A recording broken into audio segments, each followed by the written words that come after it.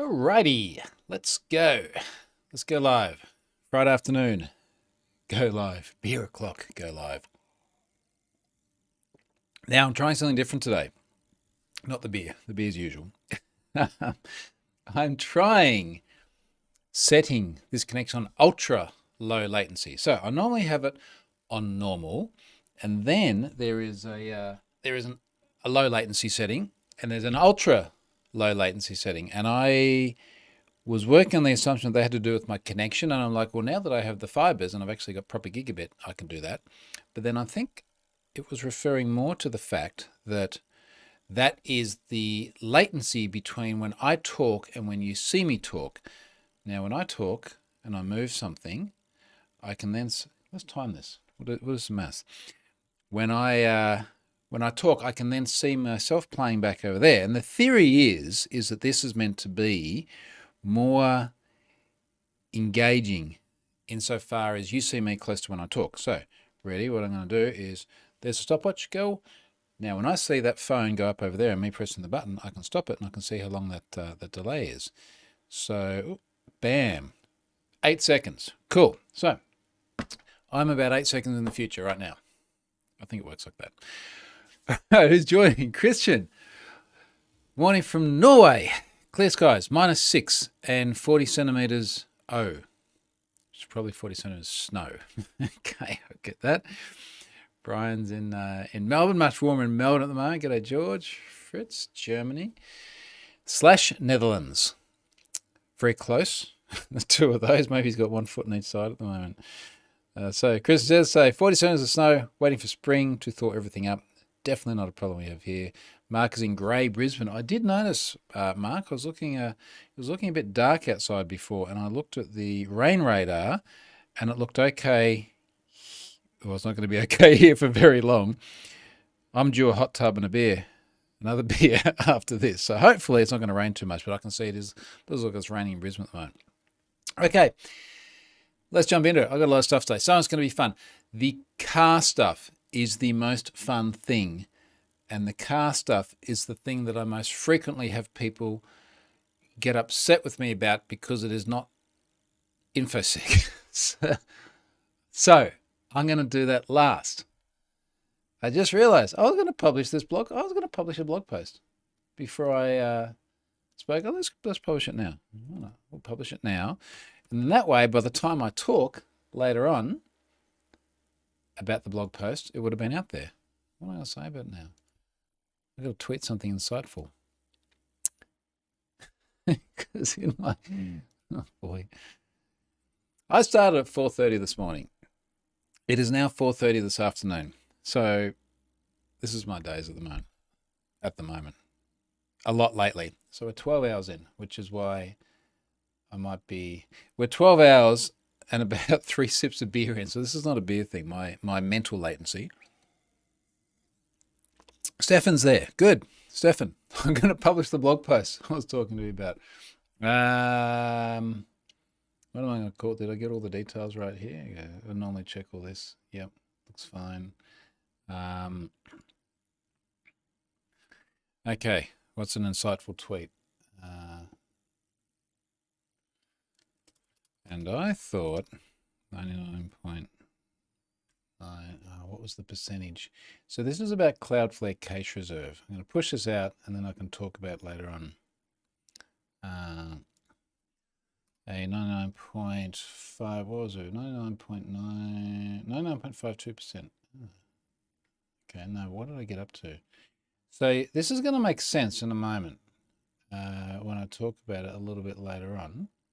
So we're at 99.52%. Cache hit ratio was good.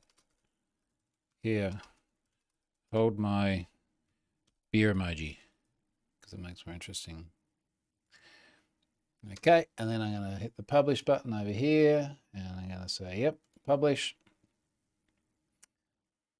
Did I publish? Publish. Continue, final review, publish right now. This is so going to be worth it. I'll explain it all later on.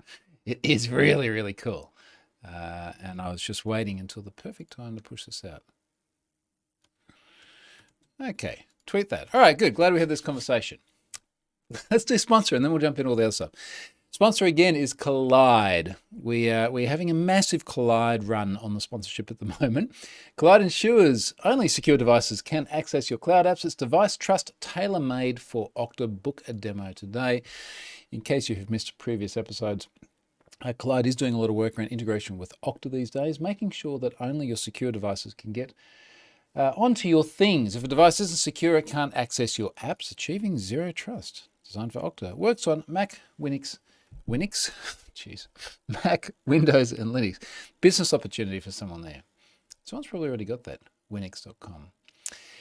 Anyway, it is making sure that your devices are compliant. So please go and check out Collide. They're doing a great job in sponsoring me, allowing me to do things like write that blog post today, which I'm really excited to talk about. Almost excited as I am to talk about the McLaren. So anyway, where I was going with all that before I got sidetracked is I'm leaving the McLaren discussion till last because talking about cars is the thing that most consistently gets people upset that I'm not talking about cybersecurity things. And I don't really care.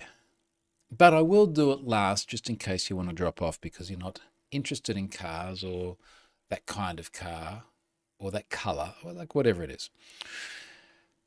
Okay. Stefan's out walking the dogs. Let's jump into the meaty stuff. I feel there's two leading controversial things today, which does make it more fun. Namesco. Now, I was reading this morning and I was trying to think of a way to explain this in the headline for today's live stream that wasn't as inflammatory as I originally had in mind. So I just called it doubling down on stupid because you got to read this. Now, I don't know what it is with Namesco, but they seem to keep popping up in the feed saying stupid stuff. The thread here that got added to this morning, because Scott Helm just messaged me this morning and he's like, what exactly did he say? I'm sure I can read this. It was related to this. He said, where was it?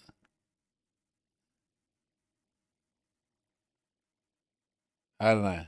Where was it? Maybe he sent me via another channel. But basically, also about to the effect of doubling down on stupid. Let's move on. February 1. I have quote tweeted a tweet that has since been deleted by the author, so I can't remember exactly what it said, but I did say, using nothing but GIFs, please share your response to Nameco's explanation of certs. And Nameco, using nothing but technical facts, please explain WTF you're talking about. Now, this was inevitably something about certificates. I can't, it's like 2023. In fact, that's what Scott said to me this morning. He's like, it's 2023, why are we still having this discussion? But Namesco, if I just read their bio from Twitter here, is domain names, web hosting, website builders, email plans, Office 365 servers, website design, services, much more. What they don't mention here is that a large part of certainly my interaction with them has been around certificates and the selling of certificates and the way that they have represented certificates. And this is again where it just feels like 2015 all over again. When you actually go to the certificates page, they've got all the usual classic stuff. I'm just laughing because they illustrated it all with padlocks. Starter SSL DV from £7.42p per month. That has one padlock. Professional SSL OV, that has two padlocks. Premium SSL EV, that has three padlocks. So you know how you get one padlock in your browser? You can get more. Apparently. Anyway, they said something stupid, which they've since deleted, probably because they realized it was stupid. And I'm sort of reading down here, and I'd quote tweeted someone here. This is Neil, because they had said to Neil, This is definitely from Namesco. We have identified that you're using a free SSL. Free SSLs are a basic level of authentication and are not recommended for businesses. Be a sip while we let that sink in.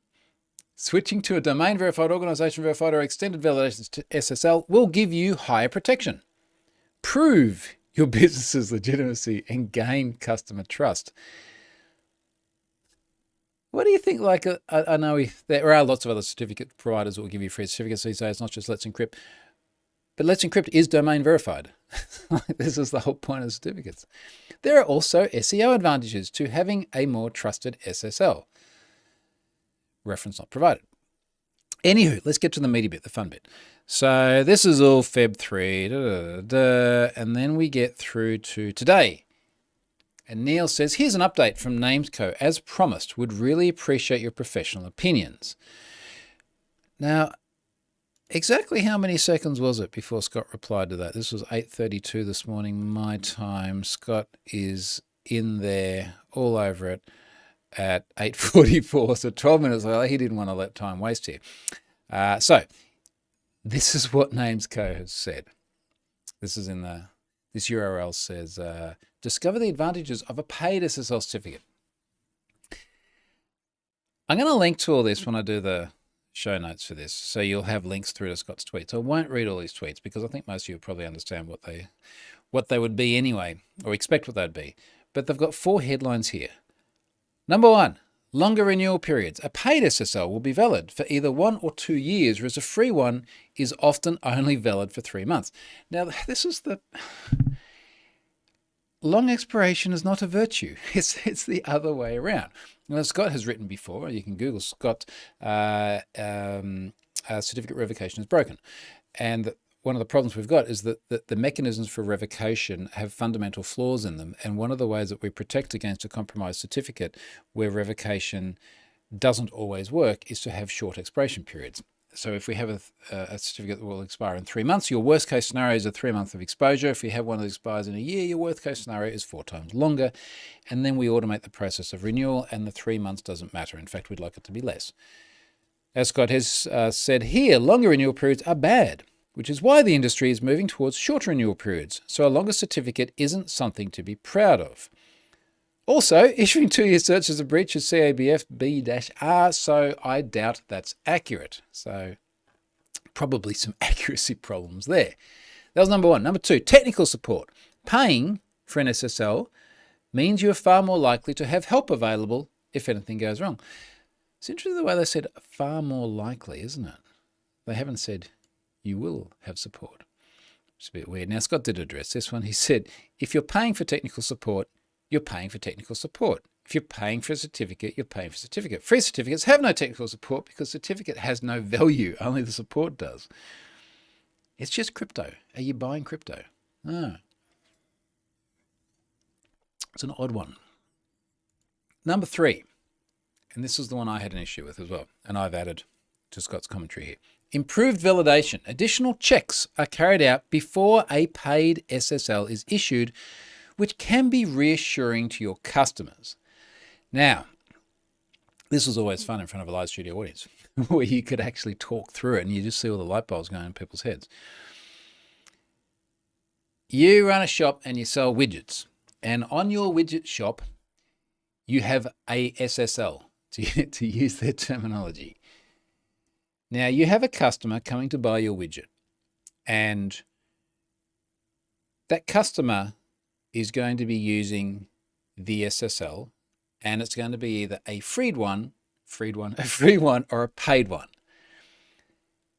How does the customer tell the difference? Because they see one padlock. You don't get multiple padlocks in NamesCo, just one padlock. You see one padlock. Now, how does the customer establish whether it is a free certificate or one that you have paid a lot of money for? Let's go through the motions. I've got my blog open over here. Number 1, you got to click on the padlock. Also, you can't do that on a mobile device, which is where a hell of a lot of transactions happen these days, because you can't do that in Chrome on the mobile device or Safari. You can only do it on the PC, or assumably the Mac as well. So you click on the padlock, and then you see some text at the padlock, and it says connection is secure, but you got to keep going. So you click on that, and then it still says connection is secure, okay, and then it says certificate is valid down the bottom, and then you click on that. And then you get a whole bunch of technical stuff. common name. This one was issued by Cloudflare, organization, issued by, we got a SHA-256 fingerprint. I can imagine my mum and dad, when they go widget shopping, are really keen to look at the fingerprint for the SHA-256 fingerprint. There are details. They can then see the certificate hierarchy. And when mum is about to purchase her widget, she can look at that and she can go down the certificate fields. She can see the certificate signature algorithm. And mum will be happy. She will have reassurance, which is what Namesco is selling this on.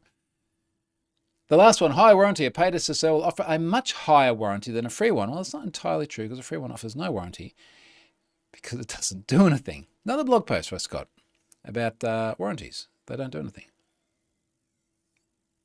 So I find it entertaining that they're still putting this information, and they're like, some of it's completely wrong. The bit about 2 years is completely wrong. The reassurance to customers is completely wrong. But they seem to be able to keep doing it. Those are all the comments here.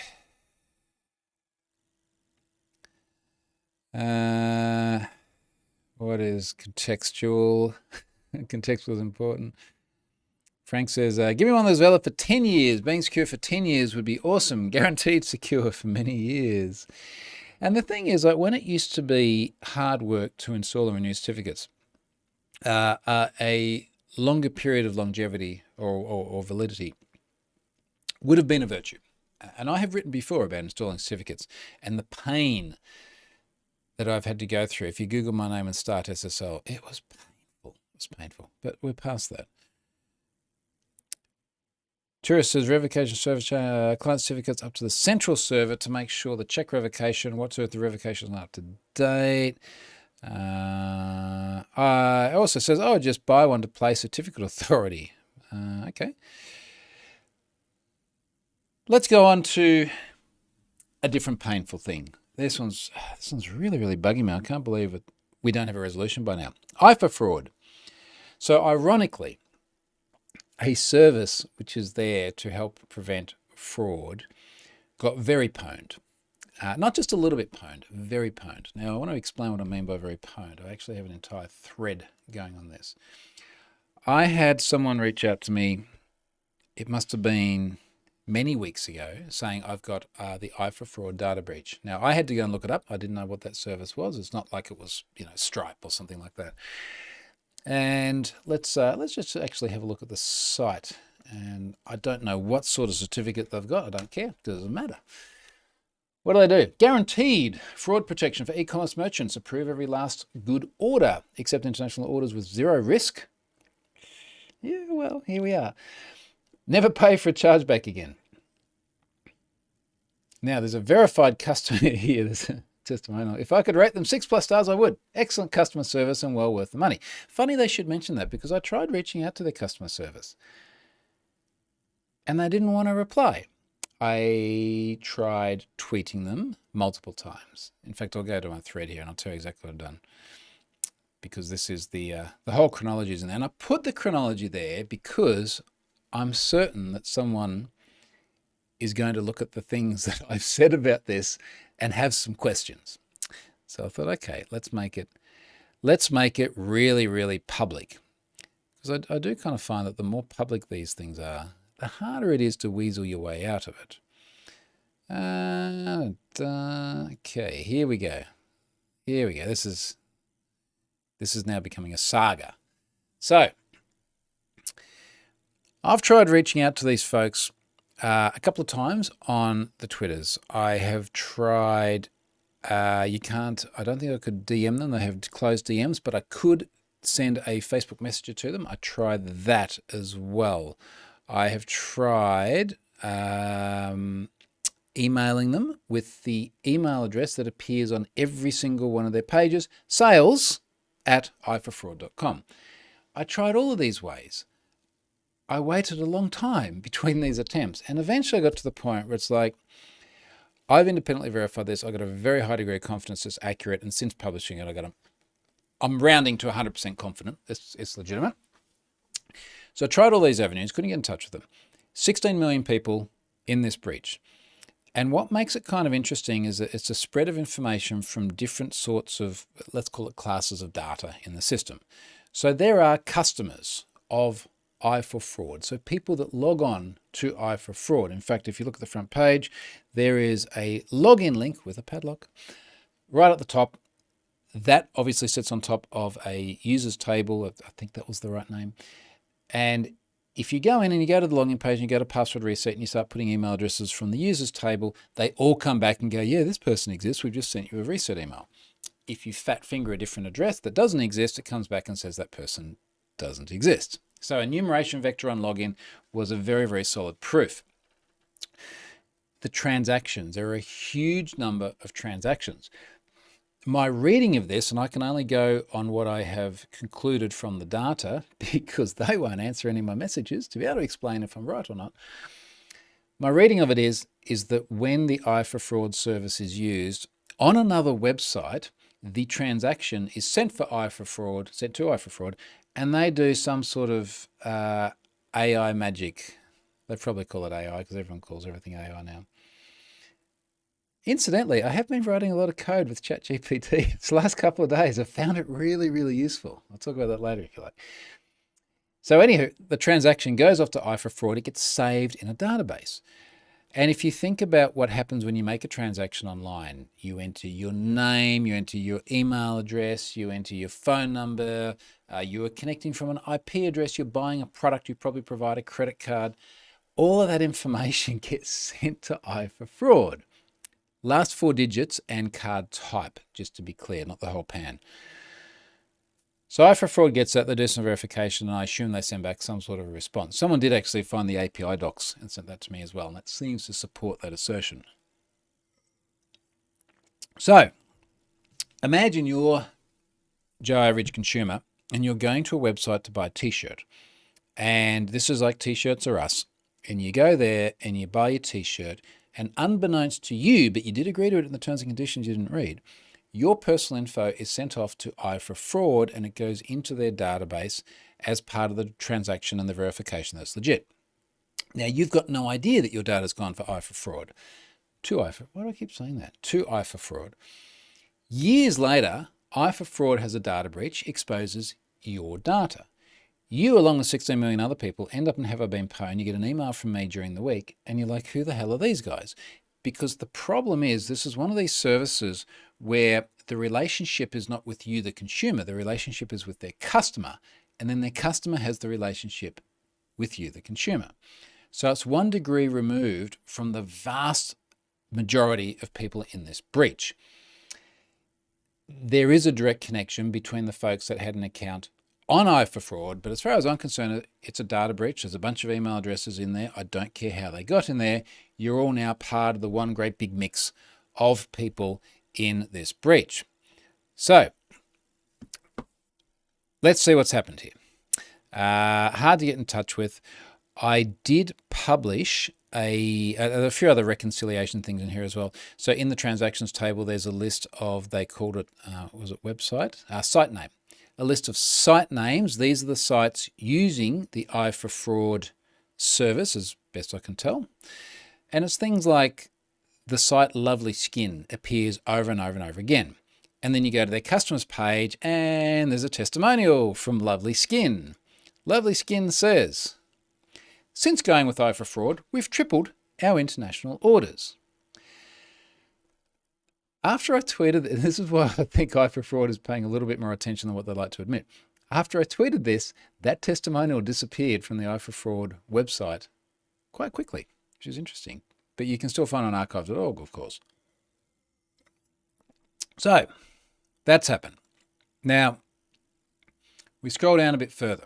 People are confused. Why is my data there? So I went and restored the transactions table or orders table, I can't remember what it was the name, restored that into a MySQL instance and extracted out all of the distinct site names with a count next to them and dropped it all into a gist. Now, just as an example of volumes here, the #1 website in that data breach was Lovely Skin. 3.3 million transactions. Not necessarily 3.3 million customers, because I assume one customer can make multiple transactions. But it would be reasonable to say, without having actually done the maths, there's probably a 7-figure number of Lovely Skin customers in that breach. Now, this makes it very, very awkward for Lovely Skin, because what do? Lovely Skin needs an explanation from i4Fraud. So i4Fraud, and I'm sure the question's been asked by now because clearly i4Fraud is aware of the issue. So i4Fraud needs to tell Lovely Skin, these are the customers that were impacted and this is the data that was impacted. Lovely Skin then needs to go back to that 7-figure number of customers and say, hey, really sorry, we used a partner, the third party had a data breach, you've been exposed, here's what's happened, identity theft protection for all, yada, yada, yada. But it's not just Lovely Skin. The total number here is there are 1,670 unique records in that site name column. Now, a bunch of them have like one transaction. Young Meat Productions. Sounds legit. One of them is testing. Another one is testee. Another one is testing Mund. And then a whole bunch of them only have one, and there's two, and then it's like the typical sort of long tail. But let's just say, how many have 100 or more? There are 1,087 different services that have 100 or more transactions in this breach. So imagine the pressure that now puts on i4Fraud, the number of organisations they've got to disclose to, and then the number of individuals those organisations have got to disclose to. This is an absolute mess. And to be honest, I'm actually shocked this hasn't been picked up in the press. I should talk to some people about this. Like, this deserves some exposure. Now, because I tweeted that gist, a bunch of people have been going through it and figuring out who was exposed. So, for example, and I've got this here in my thread, someone here, TJ Markham, says it was De Bruno Bros, who appears to be a clothing manufacturer. They've figured it out. There's another lady here who does a podcast. She seems to have been in the Lovely Skin side of the breach. So she says she's DM'd Lovely Skin and is awaiting a response. She also says, aren't the sites involved required by law to notify us? Well, first of all, those sites have actually got to know that there was an issue. And short of their customers who've gotten Have I Been Pwned notifications letting them know, well, they don't know because i4Fraud hasn't told them. It's a mess. It's a mess. And I'm sort of shocked. What day did I load this data? I loaded this 4 days ago. I'm sort of shocked. Nothing has really happened since then.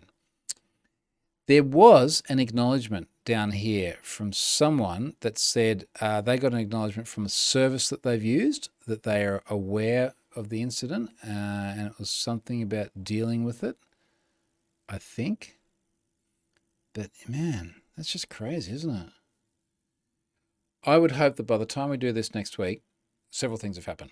Number one, every one of those organisations has been notified that their customers have been exposed. Number two, those organisations have notified their individuals. Number three, get some press, because this feels like it's just slipping under the radar at the moment.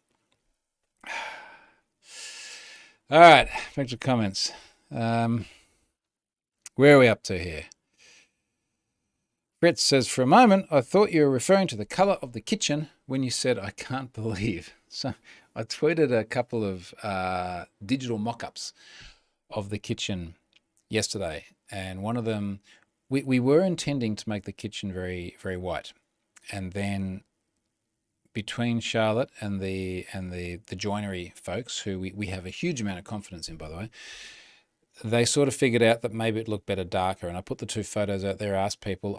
I think there's a clear bias towards the dark kitchen, but we'll see. I'll get photos of it when it's all done. I found it a little bit funny. A few people went, oh, if it's dark, it'll sort of, if you don't have much light in there, it'll feel a bit. You should see how much light comes into that area. Like, we get blasted by the sun. So no, that's not going to be a problem. Cloudflare Cache Reserve. All right, so we've caught back up to the start of the podcast. We're talking about Cloudflare. So this one is something Stefan's been involved in as well. If he's back from walking his dog, he can join in this. But Basically, Pwn Passwords runs behind Cloudflare. I've written a lot before in the past about the volumes of requests that are coming through to Pwn Passwords and the cache hit ratio. And I guess what we're sort of quite excited about, Stefan's back, good. What we're quite excited about, and keep in mind as well, like all of Pwn Passwords is open source. You can get all the code, you can get all the data. There is absolutely no monetization route to it. It's just there to do good stuff. So I think we all feel a little bit warm and fuzzy about Pwn Passwords. And Stefan has done a huge amount of work on this of his own free volition, on his own free time, without anything other than love from community. You do get some good material to talk to, or talk about at your 2 NDC talks this year. So hopefully this will help add to that. But it has been fun to see how big it's getting and also how high the cache hit ratio has been. And the number that we've sort of had for quite some time now is 99 point something% cache hit ratio. And in fact, in this blog post, I talk about 99.52%. And last year, in fact, I was talking about 99.52% cache hit ratio. Isn't that awesome? We're so happy about this. Now, if I go and have a look at, where are we? This blog post, which has just gone out. I called it To Infinity and Beyond because I like having fun names. When I look at the blog post, or rather the tweet I've shared from last year, May 24 last year, we just hit 2 billion requests, 99.52% cache hit ratio. Now, how do you fill the last gap? And without going back into the whole details about how Pwn Passwords and K-anonymity works, we've really only got like just over 1 million possible requests for SHA-1 hashes. We've now got the NTLM ones as well, so there's just over 1 million possibilities there. We can do a massive amount of caching for that finite set of requests at Cloudflare. But Cloudflare, with their tiered caching model, they have caching on the edge in their hundreds of edge nodes around the world, and there is cache eviction. So at some point in time, based on their own internal logic, they're going to boot something out of the cache because it hasn't been requested recently, or they need more capacity, or whatever else. And when it's booted out of cache, the next time someone requests that, it's going to go all the way through the origin server, Azure Functions running in the West Coast US data center. It's going to pull that piece of data back. It's going to bring it back to Cloudflare, going to cache it again, and then return it to the person that requested it. So getting a higher cache hit ratio than 99.52% was always going to be an uphill battle. And then I was speaking to someone at Cloudflare the other day, and they said, hey, check this out. We've got this new thing in beta called Cache Reserve. And it's like another tier in the caching, but it works quite differently because it basically just drops data into R2. And R2 is Cloudflare's data storage mechanism. It implements the same sort of APIs as S3 storage on not on Azure, on Amazon. Just imagine it is a place to dump your files. Now, I had actually been using R2 for a while because I had taken a lot of data off Azure when you used to be able to download all the hashes, and I'd put it in R2 because it was frankly a lot cheaper than running it in Azure. So I had a bit of an awareness of it. But what Cache Reserve does, there are a few little caveats, and they're things like you've got to return a proper cache header. It only supports certain file types. But if you satisfy these things and you're enabled for the beta, so they had to turn it on for us, you go in and you go, yes, please make it work now, and then that's it. And you go and you have a beer and everything just automatically works in the background. So when I look at my Cloudflare dashboard now, let's actually go and have a look for... in fact, I was just in Have I Been Pwned. If I go into caching, and under there's Cache Reserve Beta, and there is a little button here you can press, and it says Enable Storage Sync. Now that is something that we had already done for Pwn Passwords. And what it now means is if you think about having your existing tiered caching, so tiered caching is kind of what it sounds like. You have multiple layers of caching, and sometimes things are here and then they flow through to the other one, and then depending on certain circumstances, a little bit black magic, but it does a lot of caching. So instead of just having those on your edge nodes, now you're dropping in the middle this repository of storage. And what it means is that once we enable this, if the request comes in, it goes through the existing tiered caching and it's like, oh, it doesn't exist, it can then go and pull it out of Cache Reserve. If it's not in Cache Reserve, we'll pull it from the origin, drop it in Cache Reserve, and then drop it in the tiered caches as well.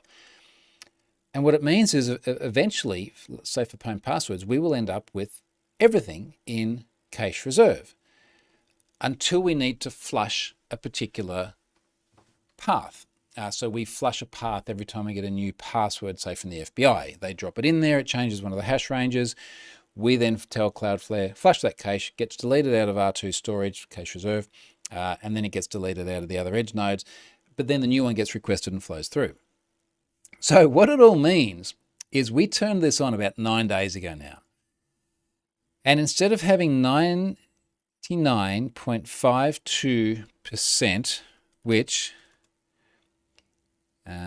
is about 5,000 requests per million hitting the origin, we now have, here's like the drum roll moment, we now have 99.999% of requests come from cache.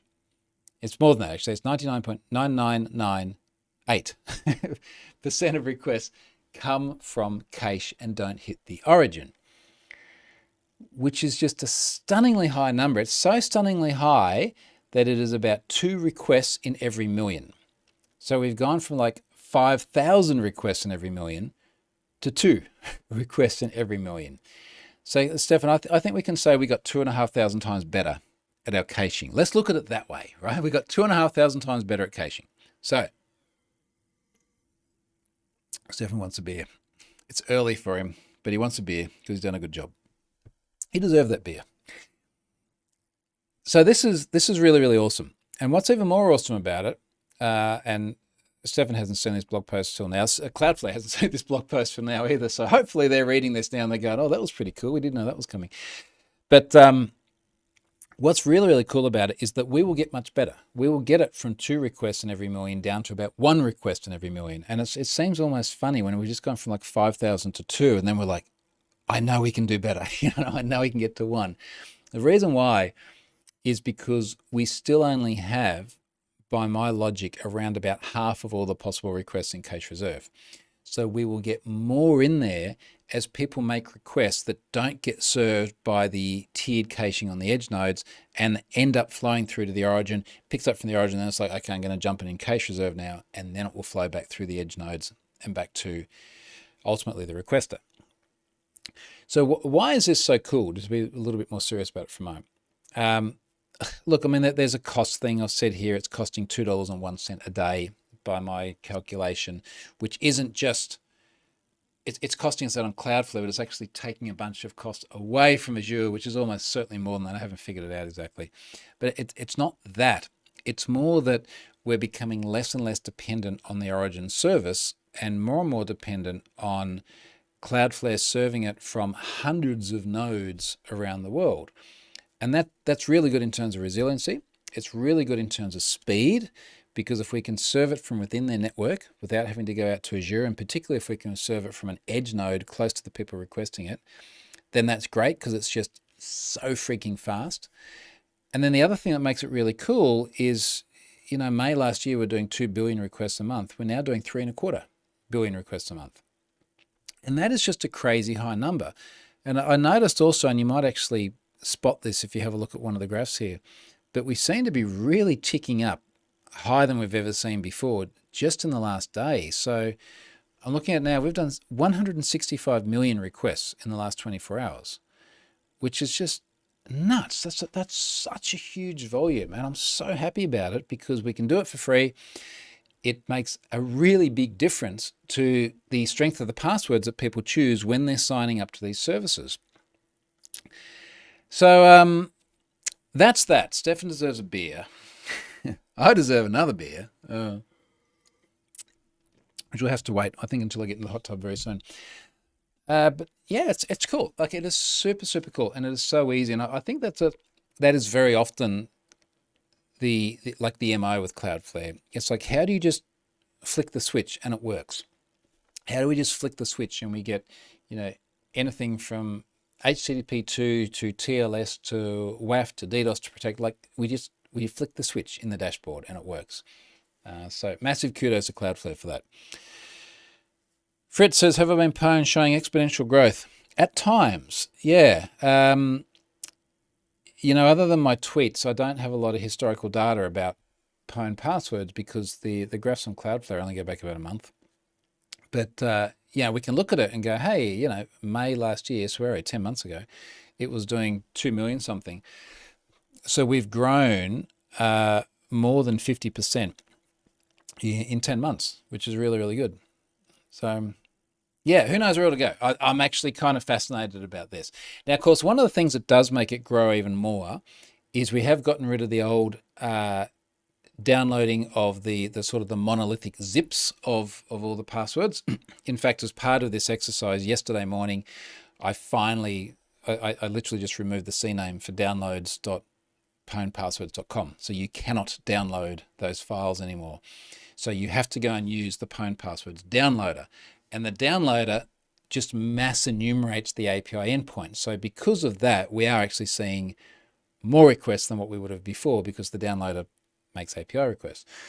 But I'm quite happy with that. It's worked out really, really well because, in fact, I had someone messaging me today and they're like, where's the downloads? I want to download the downloads because I don't know what version we're up to. So I don't know what version we're up to because it changes every day because the feds are feeding so many passwords into it. So that's good. You shouldn't need to know the version. And if you're worried about it, hit the API. Solves your problem. You don't have to download stuff. Surface says, I'm amazed at how the ratio actually went. Was expecting improvement, but this exceeded my expectations by a lot. Yeah, I mean, both of us, right? Like we were sitting on our respective corners of the world. Stefan's in Iceland. I am in, obviously in Australia, and we're just chatting backwards and forwards going, oh, this looks cool. Let's just turn it on and see what happens. And we didn't expect it to be this awesome. So also a big thank you to Cloudflare for supporting this.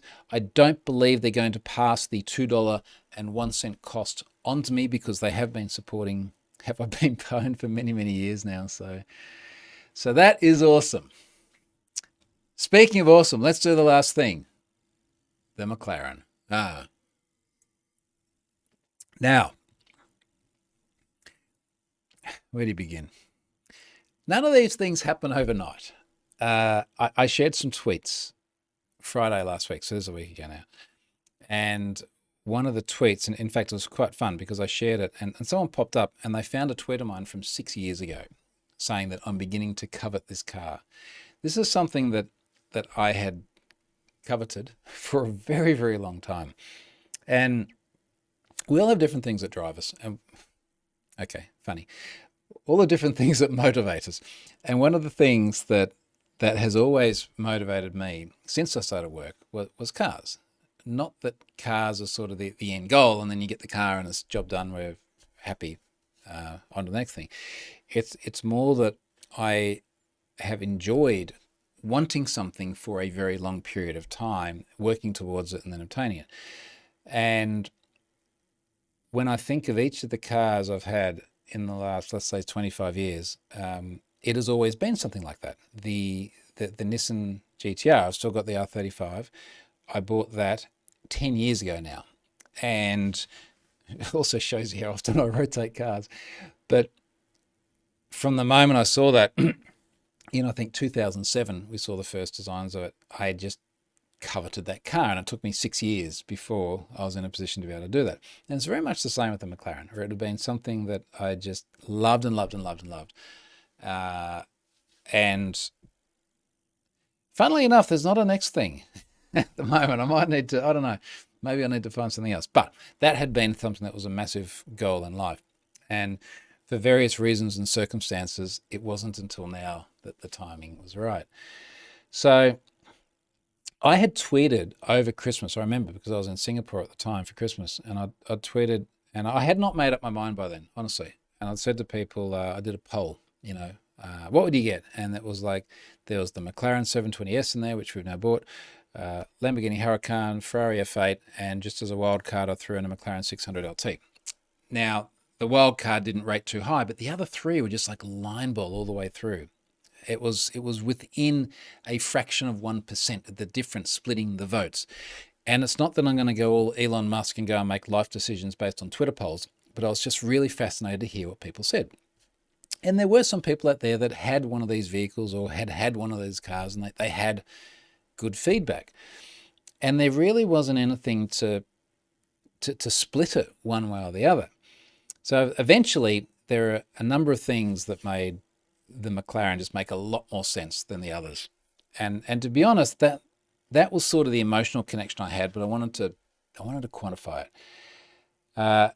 A bunch of different things, and it was everything from the ergonomics are really good. I'm 6'5". I need room. I fit in there well. I do not fit in Lamborghinis. That sounds like such a first world problem, doesn't it? I do not fit in Lamborghinis well. We had a Aventador for a little while in Vegas a few years ago, and it was just an ergonomic nightmare. So there's that. Storage is terrible, and I know I'm talking about very practical things for something that is anything but practical by any other reasonable measure. But the storage is terrible. I remember a friend of mine got a Huracan when they first launched, and this was in LA. And I remember going along with my backpack, and he's like, I'm really not sure where we're going to put the backpack because there's just not enough room. And the McLaren, you could fit a body in the front of it. It's got a massive amount of space. And the reason why that's important is because I want to go and be able to pick a kid up from school. I dropped Ari off this morning. He had his school backpack, his tennis backpack, his lunchbox, his swimming bag. He had so much stuff. I want to be able to pick him up and he's not wearing it on his lap.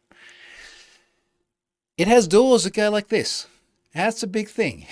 It's a big thing because cars like this are very much theatre. Now, inevitably, when you ask a question around something like this, you get a bunch of bullshit responses. That's probably the most charitable I can put it. A bunch of people will be like, go and get a Tesla Model S, it's faster. It's like, what? It's like, first of all, it's not because the McLaren does 341 kilometers an hour. You mean quicker at a low speed. It's just such a weird semantic thing. No one's cross-shopping supercars and Teslas. Where was I going with this? The theatre. The thing that makes it so much different, and I didn't fully realize this until we got it, is everyone's looking at it, and it's not that you want to be there as the center of attention. This wasn't the point at all, but everyone's like, oh, that is so cool. Everyone's giving you a thumbs up. Everyone wants to see the doors open because it looks so cool. This was where I was getting to originally. This was what was so cool in the 80s with things like a Countach. Everyone my age back then, when I was, I guess, Ari's age now, was like they'd want a poster of a Countach on the wall, and then later the Diablo, because it was the doors and it looked so cool. There's just something about that makes theatre. Charlotte's only bumped her head on the door twice so far getting out because it's literally above your head. There is a dealership that we drive past pretty much every day, which is great. Lamborghini's up in Brisbane. They didn't have any cars to drive. We went into the one here on the Gold Coast, the McLaren dealership, and they're like, sure, you can drive a car. Here you go. So, okay, that's good. And in fact, when I did the test drive, we went out through the roads that I've been driving for decades now. Every time I want a spirited drive, and we went out for about an hour and just drove, and it was awesome. We had wanted. I'll finish with the pros and cons first. The only thing that the Lambo ultimately had over the McLaren was the engine noise. The McLaren's a bit flat. It's actually nice on a cold start. It sounds good on a cold start, but that Lambo V10 is just like, I can be here at home and a kilometre away, I can hear it. Now, if you're an EV fan, this is not going to make any sense to you, but just believe me, it sounds cool. I hear it a kilometre away, and it's epic. I love the noise of it. But that was the only thing it had going for it. It didn't have any of the other things. Now, one of the things I've realised a lot as well is there's just something about the look of the McLaren. It's like the swoopy lines, the fact there's no air intakes on the side because they're behind like the skin of the door. It's so low and wide and flat. Even when you drive it, and mind you, the Huracan's like this as well, you really can't see the front of the car. You just see the bottom of the window and then it just drops off. It's so short on the front, but it's so wide. So all of those things were just massive bonuses for the McLaren. And I'd thought, look, we've got a black R35, the GTR, the AMG is a dark grey. There's just something about dark colours that I've just typically liked. It was me all wearing black T-shirts the whole time. And that's kind of what we're keen on. And we went to the dealership and they're like, yeah, look, we've got a dark grey one handy. Now, mind you that the last 720S rolled off the production line a few weeks ago, so they're not making any more now. There'll be what people think will be a 750S soon, which will be a minor evolution of that. But they had the yellow one available for a drive. So that was the one that Charlotte and I both went out with the bloke from the dealership and drove. And I sort of drove it, and I really wasn't thinking much about the colour because I'm just like, what's the driving experience like? And I drive it, and I come back, and then Charlotte goes out, and she drives it, and she comes back, she's like, it's for sale. I was like, huh, but it's yellow. No, it's not yellow. It's a volcano yellow.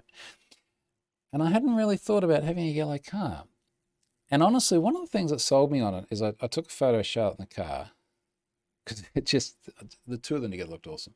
And I sent it to Ari, our 13-year-old son, and he's like, whoa, you cannot miss that. It's like, he's right. You can't miss that. That's cool. That's really cool. And it's not really just a yellow, the volcano yellow. It has this sparkle all the way through it. And when you're out in the sunlight, and it's almost always sunlight here, you're out in the sunlight and it just shimmers. It's so not what I would have bought had it not been for Charlotte saying this looks really good. We should get this. So we bought the car. We have not been able to bring it home yet because of the work in the garage. Now, I tweeted some stuff before about the Ubiquiti AI camera. So we've got the AI 360 camera in the middle of the garage. Garage is an absolute freaking mess. Work is going really, really well.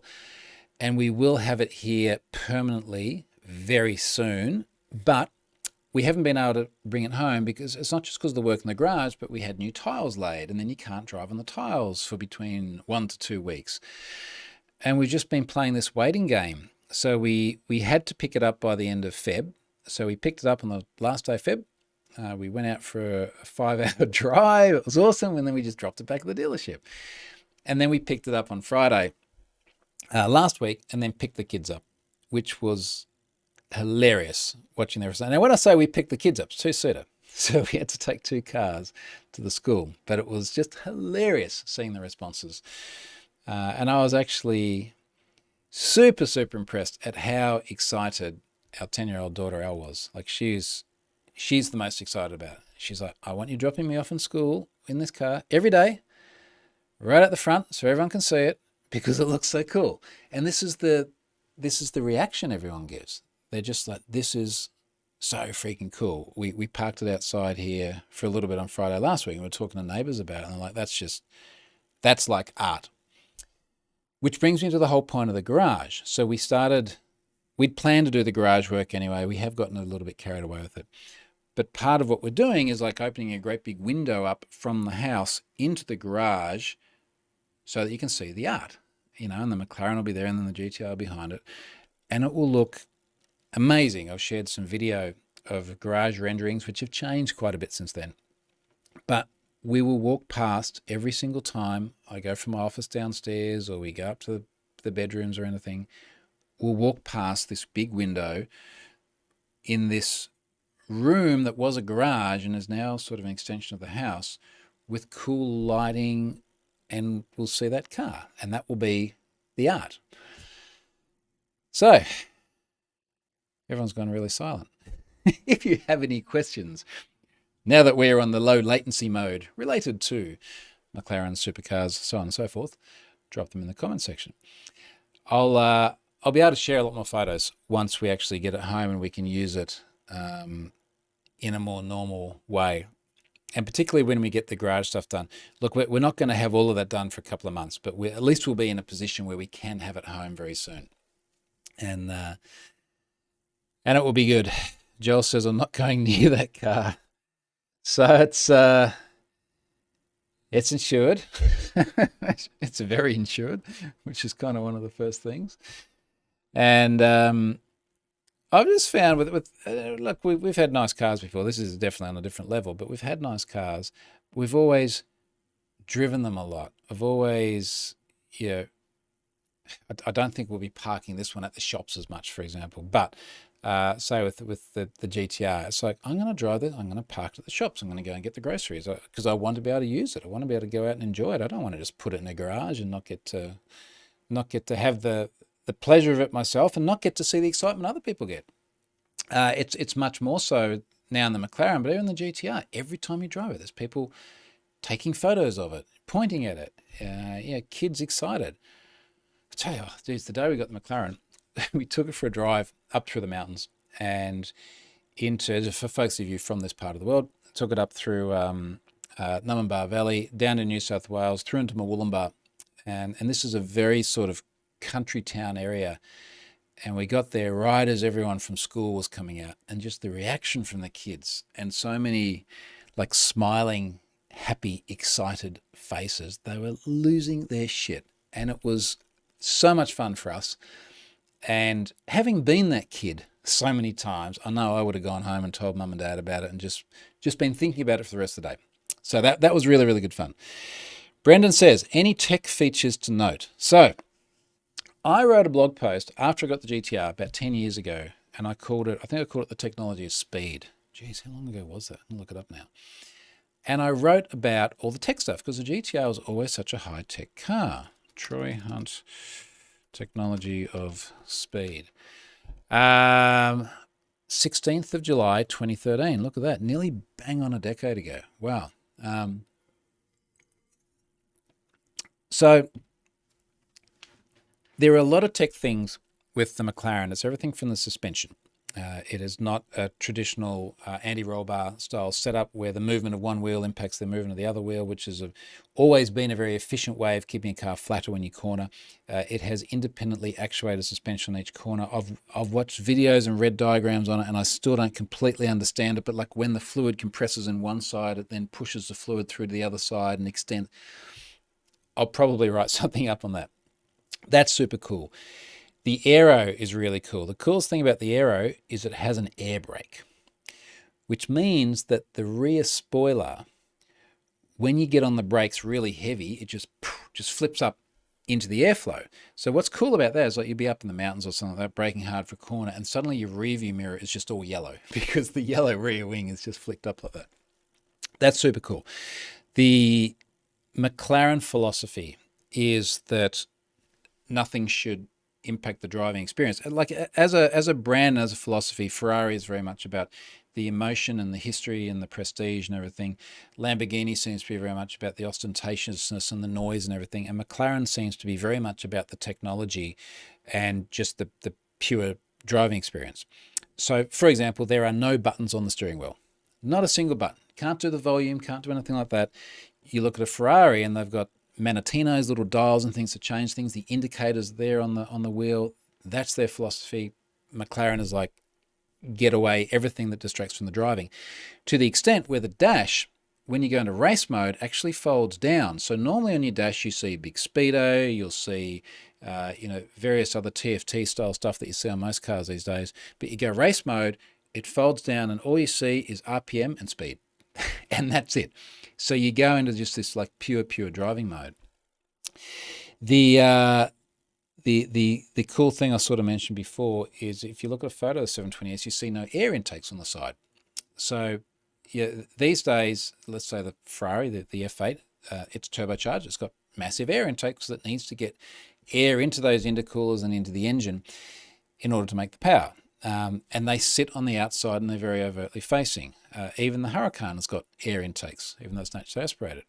And they're quite obvious. The McLaren sort of puts them inside the door sills. So when you open up the door, you can see that the air flows down between like an outer skin on the door and the normal door, and then flows down through these intakes.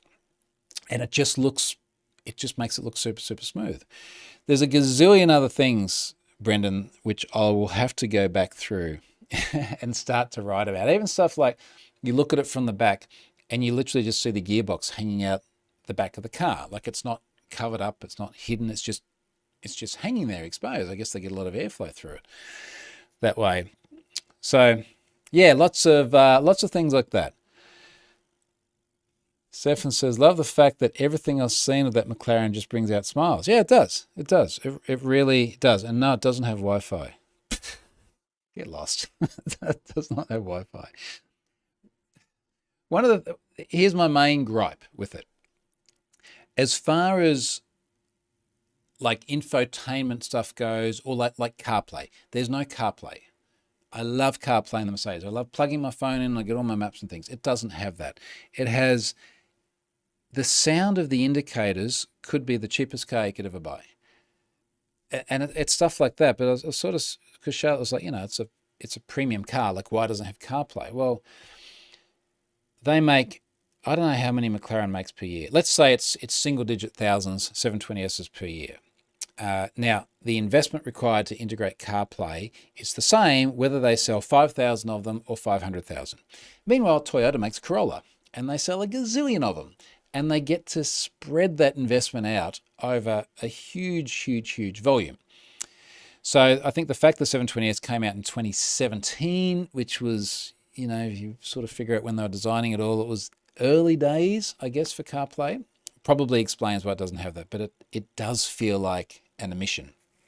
And it is one of those things where you go, well, stuff that you find in so many other cars isn't there. It has the sort of bird's eye view of reversing cameras, but it doesn't look neat. Like the edges are all square. It's so much nicer on our AMG E63. It's like little stuff like that. So no, it does not have Wi-Fi or anything like that. Ben says the garage sounds very Iron Man. Yeah, it's a little bit Iron Man, James Bond. It is looking cool. We decided today we're going to put some Sonos speakers in there as well, and we're changing one of the doors so it becomes a big sliding door and it opens out to the rest of the house. But yeah, it looks awesome. Joel says, oh, it's a nice road, but it can be scary on a motorbike. For the people who are not around here, Nerang Wollongbar Road. Yeah, so I used to ride that on a motorbike a lot, and you're right. There are a lot of signs there now. I always find them quite funny because the signs with the motorbike and then the lines that all squiggle. I don't know how you do that on a bike. I can guess. But we, as Joel would probably know, we have had a lot of motorcycle deaths lately. It just seems to be a way too high number. And the problem is, particularly for those who've ridden bikes before and driven cars on these sorts of roads, is when you're on a bike, you have so little margin for error. If you do put a wheel off the edge of the road because you've run a little bit wide, or a car's come around a corner, you've had to avoid it, you have so little grip. If it gets a little bit damp, you have so little grip. And if you do come off, it's like your meaty, fleshy stuff inside some leather flying around it however fast you're going. If you're in a car, you've got so much more traction, you've got so much more protection. The bikes, they were so much fun, but I'm glad that it's behind me now. 7, is there aftermarket upgrades available for it? So, yes, like every car there are. One thing I had considered is exhaust. I do. The GTR is modified. It is so loud. It's so much fun. The problem is that as soon as you start modifying a car, you do potentially have warranty issues. So I've usually modified my high performance cars. Certainly the GTR and the Subarus I had before then. I don't think I'm going to do that with McLaren. I like having all the warranty because it not only is it a pricey thing to go wrong if something does go wrong, so it's nice to have warranty, but also one of the things that McLaren do seem to regularly come up with when you basically Google what's wrong with McLaren is defects. And the defects are very often things like panel gap. If you change your exhaust, they're not going to deny you a warranty on panel gap, but I just worry that if everyone needs support on that and you've modified the exhaust and then it's run too lean or something like that, that's an expensive car to go wrong. So I actually don't think we're going to be doing anything aftermarket with this car. My feeling with all these cars is I think that we'll be keeping the E63 for a long time because it's absolutely perfect. It's, I guess, 5 years old now, but it's absolutely perfect. It sounds epic. There's nothing else I can think of that I want to replace it with. The GTR, I think, will keep for a very long time because it's going to get into that classic space, right? And the McLaren, I feel, will keep for a few years, and then there'll be an all-new model, not the 750S. It'll be a whole new platform. It'll almost certainly be hybrid like the Artura is, which is the replacement for the entry-level McLarens. It will probably have CarPlay, which will be really nice. And then we'll go and we'll just spec the color, and we'll make it exactly what we want, as opposed to being a new car which was on the showroom floor and we're very, very happy with it. But I think it'd be really, really nice to be able to go, hey, this is exactly what we want. And then you wait for ages for it to come, and that would be exciting. So that's yeah, that's what I think will happen. We'll see. Okay, folks, on that note, I'm going to wrap it up there. It's definitely hot tub time. It has been a successful day. Go and have a read of that Cloudflare blog post. Buy Stefan a beer. The man has deserved some beer because he's done a really, really good job on this. And we are super, super proud of just how well this service has performed and how much people are using it. So thank you, everyone that's supporting it and perhaps encouraging other people to use it. And let's just take some guesses on when we're going to be seeing 4 billion requests in a month. So thanks very much, folks, and I will catch you later.